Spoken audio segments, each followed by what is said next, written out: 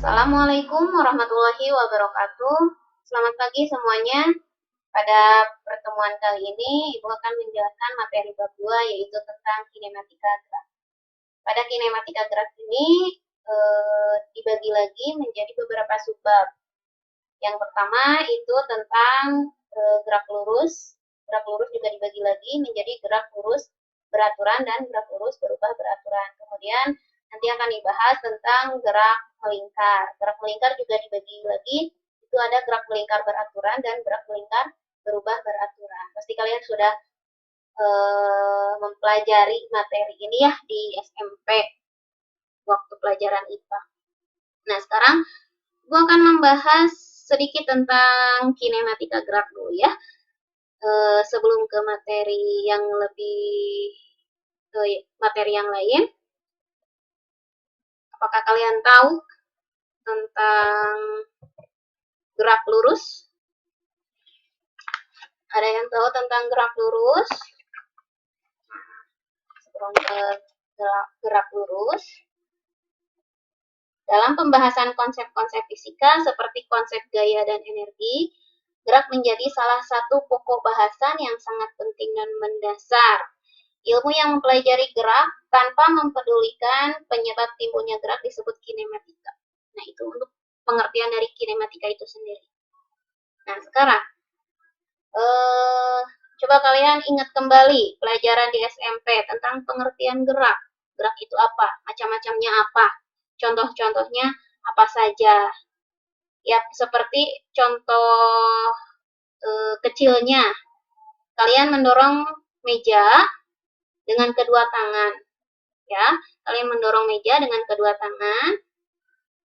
Terus kalian perhatikan posisi meja sekarang berubah terhadap posisi awalnya. Jadi, kalian perhatikan ketika kalian mendorong meja, posisi awalnya bagaimana, perubahannya, dan posisi akhirnya bagaimana. Gitu ya, bagaimana bentuk lintasan gerak meja tersebut. Jadi kalian harus lihat lintasannya itu seperti apa. Gitu ya. Nah, ini untuk pengertian gerak lurusnya yaitu gerak yang lintasannya berupa garis lurus. Yaitu yang dimaksud dengan garis lurus. Gerak bersifat relatif, artinya gerak suatu benda sangat bergantung pada titik acuannya. Benda yang bergerak dapat dikatakan tidak bergerak, atau sebaliknya, benda yang diam bisa juga dikatakan sebagai benda yang bergerak. Selanjutnya, ini untuk besaran-besaran di dalam gerak lurus. Ini ada jarak dan perpindahan. Udah tahu ya jarak dan perpindahan? Jarak dan perpindahan merupakan besaran yang dapat kita ukur besarnya. Jika kita ukur dua besaran itu akan diperoleh nilai yang berbeda. Karena jarak merupakan lintasan sebenarnya yang ditempuh suatu benda dalam waktu tertentu. Jarak tidak bergantung pada arah, sehingga jarak merupakan besaran skalar. Dengan demikian, jarak selalu bernilai positif. Kalian harus ingat ya, kalau jarak itu selalu bernilai positif dan jarak itu tidak bergantung pada arah. Sehingga jarak merupakan besaran skalar. Untuk besaran skalar itu sendiri yaitu besaran yang hanya memiliki nilai tanpa memiliki arah. Jadi, besaran skalar itu adalah besaran yang hanya memiliki nilai tanpa memiliki arah. Contohnya ya seperti jarak ini. Jarak, kemudian ada contoh daya, kemudian massa jenis, luas, tekanan, dan volume. Besaran-besaran itu tidak memiliki arah dan nilainya juga selalu positif. Kemudian untuk perpindahan merupakan kedudukan sebuah benda dalam waktu tertentu. Ingat ya, kedudukan sebuah benda dalam waktu tertentu yang merupakan selisih antara kedudukan akhir dengan kedudukan awal. Sehingga perpindahan dapat bernilai positif atau negatif. Dengan demikian, besaran ini bergantung pada arahnya, sehingga perpindahan merupakan besaran vektor. Gitu ya. Di sini kan ada keterangan selisih antara kedudukan akhir dengan kedudukan awal. Berarti kalau selisih itu kedudukan akhir dikurangi dengan kedudukan awal. Nah, untuk hasilnya itu bisa bernilai positif atau negatif. Jadi tidak selalu bernilai positif saja. Nah, untuk perpindahan itu merupakan besaran vektor karena bergantung pada arahnya. Ya, jadi besaran vektor itu kebalikan dari besaran skalar atau besaran yang memiliki nilai dan arah. Jadi ada nilai dan arahnya. Contohnya perpindahan, kecepatan, percepatan, dan momentum. Gitu ya. Nah ini maksud dari arahnya itu, kan untuk arah itu ada yang arah ke utara, selatan, barat, timur. Atau kalau pada pada lintasan itu kan ada lintasan lurus itu ada yang ke kanan, ada yang ke kiri. Nanti kalau misalkan yang ke kanan itu arahnya positif, kalau arahnya yang ke kiri itu berarti bernilai negatif, ya, untuk arahnya, nilai arah. Nah, ini untuk contohnya, contoh dari jarak dan perpindahan, ya. Nah, untuk yang contohnya, seorang siswa berjalan sepanjang garis lurus 30 meter ke arah timur. Coba, ke arah timur. Kemudian membelok ke utara sepanjang garis lurus 50 meter. Hitung jarak dan perpindahan siswa tersebut. Nah, ini untuk penyelesaian ya. Untuk penyelesaiannya, ini tadi kan seorang siswa berjalan sepanjang garis lurus 30 meter ke arah timur. Nah, ini berarti di sini 30 meter ke arah timur. Berarti ke sini kan arahnya. Dari O, arahnya dari titik O ke titik A. Ini seorang siswa berjalan sepanjang garis lurus 30 meter ke arah timur. Berarti ke sini. Kemudian membelok ke utara, otomatis beloknya ke atas. Ya, ke atas. Sepanjang garis lurus 50 meter. Ya, ini 50 meter. Hitung jarak dan perpindahan siswa tersebut. Nah, cara menghitungnya. Untuk jarak yang ditempuh. Jarak yang ditempuh siswa tadi kan untuk jaraknya itu dari O ke A, dari titik A ke B. Berarti ini dijumlahkan. Jarak O ke A itu berapa? 30 meter. Ditambah dengan jarak A ke B itu 50 meter. Totalnya menjadi 80 meter. Untuk satuan jarak itu meter ya. Nah, untuk yang kedua itu perpindahan. Nah, ini untuk perpindahan ini menggunakan rumus Pitagoras. Ini kalian pasti sudah mempelajari di pelajaran matematika ya, kalau untuk rumus Pitagoras. Nah, ini perpindahan yang dilakukan OB. OB berarti ke sini. Ya, arahnya ya. O ke B. Nah, untuk rumusnya OB pangkat 2 sama dengan OA pangkat 2 ditambah AB pangkat 2. OB sama dengan karena di sini karena sebelumnya OB pangkat 2, nah sekarang jadi OB saja. Berarti untuk OA pangkat 2 dan AB pangkat 2 itu diakarkan. Jadi akar 30 pangkat 2 ditambah 50 pangkat 2. Kemudian 30 pangkat 2 itu 900 dan 50 pangkat 2 itu 2500. Dan hasilnya 3400. Nah, untuk akar dari 3400 untuk akar dari 3400 yaitu 58,3 meter. Gitu ya. Jadi, jarak yang ditempuh siswa 80 meter, sedangkan perpindahannya 58,3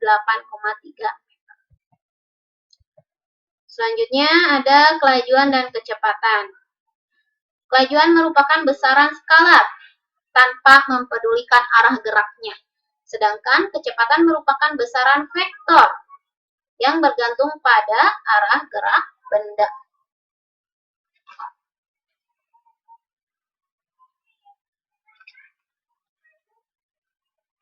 Dengan kata lain, kelajuan suatu benda hanya ditentukan oleh jarak yang ditempuh benda dan selang waktu yang dibutuhkan untuk menempuh jarak tersebut.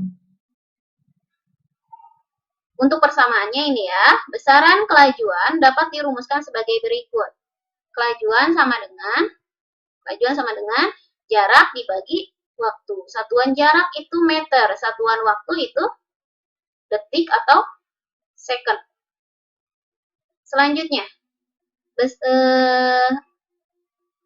persamaan kecepatan. Nah, ini persamaannya, kecepatan sama dengan perpindahan dibagi waktu.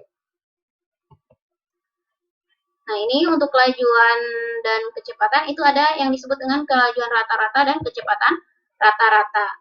Kelajuan rata-rata didefinisikan sebagai hasil bagi jarak yang ditempuh atau jarak total dengan waktu yang dibutuhkannya. Untuk persamaannya, kelajuan rata-rata sama dengan jarak tempuh total dibagi dengan waktu tempuh. Jadi kalau kelajuan rata-rata itu ada totalnya, itu misalkan totalnya itu V1, misalkan V1 dengan V2 gitu ya. Untuk jarak ya, jarak itu S, S1 misalkan S1 dengan S2 dibagi waktu. Gitu. Terus adapun kecepatan rata-rata adalah hasil bagi perpindahan dengan waktu tempuh. Kecepatan rata-rata sama dengan perpindahan dibagi selang waktu. Ya, jadi kecepatan rata-rata itu V sama dengan delta X dibagi delta T. X2 dikurangi X1 dibagi T2 kurangi T1. Nah, untuk kelajuan rata-rata juga sama gitu ya. Jadi, jarak tempuh total, misalkan jarak akhir dikurangi jarak awal dibagi dengan waktu akhir dibagi waktu awal. Nah, ini untuk contohnya.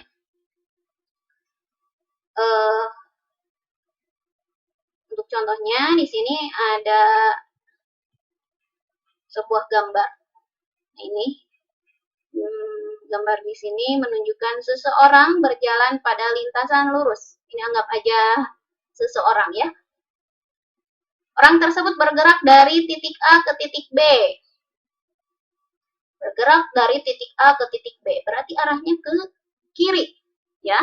Waktu tempuh dari A ke O, waktu tempuhnya adalah 2 detik. Dan dari O ke B adalah 3 detik. Ya.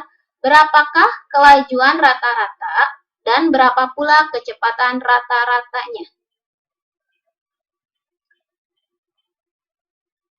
Penyelesaiannya, untuk kedudukan awalnya itu X1 sama dengan XA, jadi sama saja ya, XA dan X1 itu sama saja. Itu kedudukan awalnya itu 5 meter, yang ini ya, kedudukan awalnya. Kemudian, kedudukan akhirnya itu 10 meter. Ya, karena arahnya ke sini. X2-nya itu berarti negatif 10. Kelajuan rata-ratanya. Kelajuan rata-ratanya di sini XAO, berarti kalau AO ini dari A ke O, ditambah XOB, XOB, berarti ke sini. 5 ditambah 10 dibagi 2 tambah 3, itu T awal yaitu 2 detik, dan T akhirnya itu 3 detik. Jadi 5 tambah 10, 15 dibagi 5, itu sama dengan 3 meter per sekon. Kemudian, kecepatan rata-ratanya. V sama dengan delta X dibagi delta T. X2 dikurangi X1, X2-nya itu sama dengan 5 meter, dikurangi Untuk X2-nya itu sama dengan negatif 10, mohon maaf ya. Terus untuk X1-nya sama dengan 5 meter. Kemudian untuk T2-nya itu 3.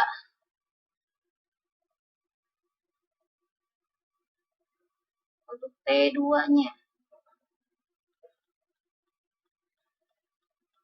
Oh, T2-nya itu berarti waktu totalnya ya. Waktu totalnya itu berarti 2 ditambah 3 detik dari A sampai B ya.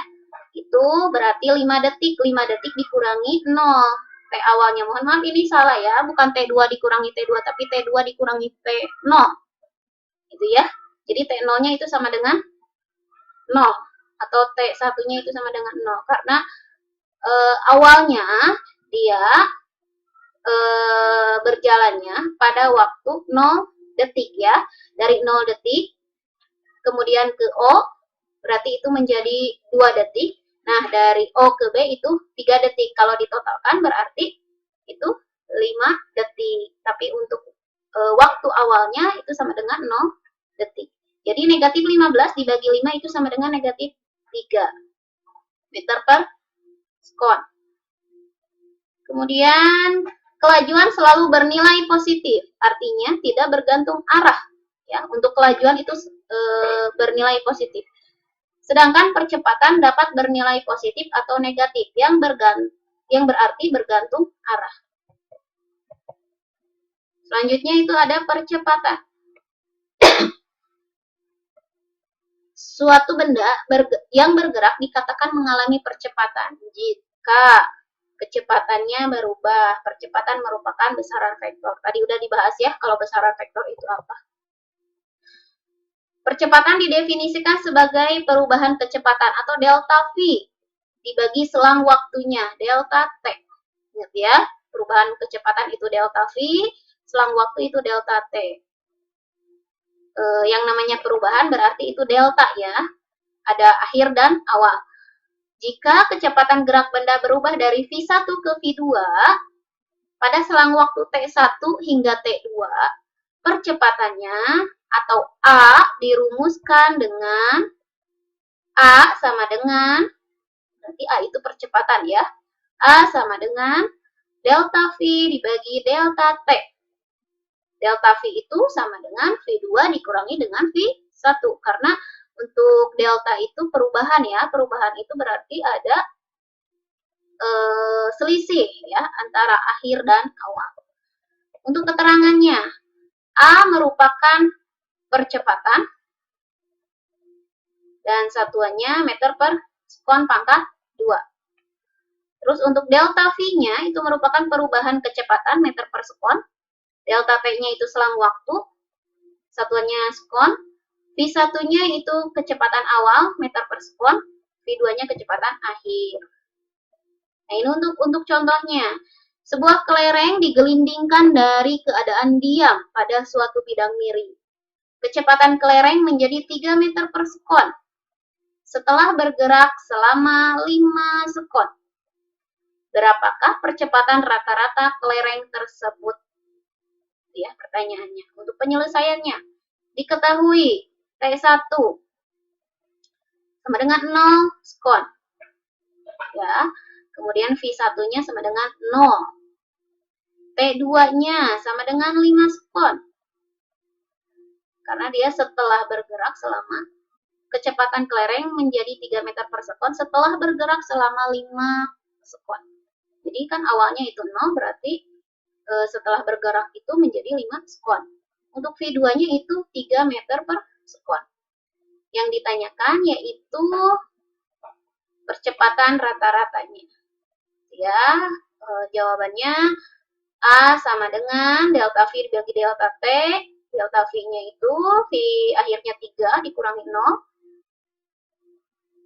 V akhir dikurangi V awal dibagi T akhir dikurangi T awal. Sama dengan 0,6 meter per sekon pangkat 2. Jadi percepatan rata-rata kelereng adalah 0,6 meter per sekon pangkat 2. Itu ya. Nah, selanjutnya untuk gerak lurus beraturan. Ya, ini Gerak lurus beraturan adalah gerak yang lintasannya lurus, kecepatannya tetap, v-nya konstan, ya itu ya. Oleh karena kecepatannya konstan, percepatan bernilai 0. A sama dengan 0. Kalian harus ingat. Dan jarak atau S yang ditempuh selama selang waktu T dirumuskan dengan S sama dengan V dikali T. Jarak sama dengan kecepatan dikali waktu. Gitu ya. Untuk gerak lurus beraturan. Nah, selanjutnya. Untuk contohnya di sini. Sebuah minibus bergerak lurus dengan kecepatan tetap 18 km per jam. Ya. Berapa jarak yang ditempuh minibus tersebut dalam waktu 20 detik? Nah, ini untuk soalnya. Untuk penyelesaiannya, yaitu berarti kalian kerjakan dulu kecepatannya. Yang ini kan untuk satuan kecepatan itu kan satuannya meter per sekon. Karena di sini yang diketahui itu kecepatan satuannya 18 km per jam. Berarti harus dirubah dulu. Kan waktu bab 1 udah Ibu jelaskan ya konversi waktu itu kayak gimana cara ngitungnya. Nah, sekarang kalian rubah dulu dari kilometer per jam menjadi meter per sekon. Nah, di sini 18 km per jam, 18 km dibagi 1 jam. Berarti kalau kilometer ke meter itu 1000 kan? Nah, 18 dikali 1000 itu jadi 18.000. Benar ya? Ya, jadi 18.000. Nah, untuk 1 jam itu berapa sekon atau berapa detik? Nah, 1 jam itu 3.600 sekon atau detik. Nah, jadi hasilnya itu, kalian harus jadi meter per sekon ya. 18.000 dibagi 3.600, itu hasilnya 5 meter per sekon. Nah, jadi kalian jangan langsung mengerjakan soal apabila satuannya tidak tidak sama. Kan di sini untuk waktunya ini detik, berarti otomatis untuk kecepatannya ini harus jadi detik dulu. Kecuali kalau misalkan waktunya itu di sini dalam satuannya jam. Kalau misalkan satuannya jam, kalian boleh tidak merubah satuan kecepatan. Tapi kalau misalkan satuannya udah detik atau satuannya menit, berarti kalian rubah ini menjadi menit atau menjadi detik gitu ya. Jadi harus disesuaikan dengan yang ada di soal gitu ya untuk satuan. Jadi jangan asal mengerjakan, nanti hasilnya akan salah. Nah, untuk jawabannya di sini jarak sama dengan kecepatan dikali waktu. Kecepatannya itu 5 dikali 20 ya. 20 detik sama dengan 100 meter. Itu untuk jaraknya. Nah, untuk materi bab 2 ini nanti Ibu lanjutkan mudah-mudahan minggu depan atau minggu depannya lagi. Untuk pertemuan selanjutnya nanti Ibu akan menjelaskan materi gerak lurus berubah beraturan ya. Barusan kan baru sampai gerak lurus beraturan. Nah, nanti selanjutnya gerak lurus berubah beraturan. Untuk latihan soalnya ini kalian kerjakan ya, kerjakan di buku catatan. Kemudian foto lalu kirim ke Google Classroom atau bisa saja kalian kirim ke WhatsApp ya. Nah, ini untuk latihan soalnya, seorang peternak menggunakan mobil pemotong rumput untuk memotong rumput pakan ternak dalam waktu 5 menit. Mobil itu bergerak 120 meter ke utara, lalu berbelok ke timur. dan menempuh jarak 225 meter. Tentukan jarak yang ditempuh mobil pemotong rumput. Yang kedua, besar perpindahan yang dialami mobil pemotong rumput. Yang ketiga, besar kecepatan rata-rata mobil pemotong rumput. Yang keempat, kelajuan mobil pemotong rumput. Jadi di sini dalam satu soal ada 4 pertanyaan ya. Nah, sebelum kalian mengerjakan soal ini, kalian buat dulu sketsanya. Jadi mobil itu kan bergerak 120 meter ke utara. Nah, kalian gambar ke utara itu kemana. Nah, kemudian berbelok ke timur gitu ya. Dan menempuh jarak 225 meter gitu ya. Kalian nanti buat dulu sketsanya, baru dikerjakan soalnya. Itu ya. Apabila ada pertanyaan, kalian boleh tanyakan di komentar Google Classroom-nya. Ya. Ya, cukup sekian materi hari ini. Mudah-mudahan bermanfaat bagi kalian dan mudah-mudahan dimengerti oleh kalian. Ibu harap materinya dipahami ya. Cukup sekian dan terima kasih. Assalamualaikum warahmatullahi wabarakatuh.